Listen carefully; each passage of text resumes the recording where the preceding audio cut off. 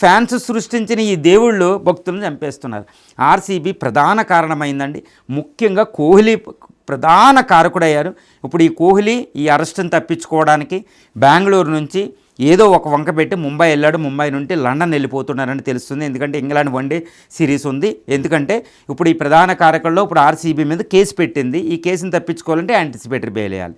చూడండి ఎంత ఘోరం, అమాయక ప్రజలు చనిపోయినా పర్వాలేదన్నమాట, ఆ టైప్లో ఉన్నారండి. మన దేశంలో ఎలా ఉంటుందంటే సినీ హీరోల్ని క్రీడాకారుల్ని దేవుళ్ళలా కొలుస్తారు, కానీ ఎవరు ఫ్యాన్స్ని ఎవరు పట్టించుకోరు. మనం చూస్తున్నాం కదా, చాలా సందర్భాల్లో ఎంత మిస్బిహేవ్ చేసిన సందర్భాలని మనం చూసాం. ఇక్కడ సంధ్య థియేటర్లో అల్లు అర్జున్ సినిమా చూశారు, ఎప్పుడు తొక్కిసలాట జరిగిన తర్వాత కూడా.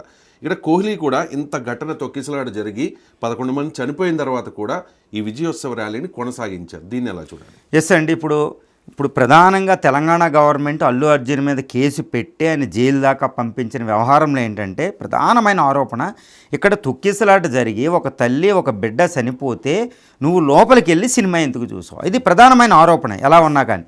ఇప్పుడు ఇక్కడ కూడా చూడండి, ఇక్కడ ఇంత జరుగుతుంటే నాకు భారతరత్న కావాలని అంటూ డిమాండ్లు వస్తున్నాయి అన్నమాట.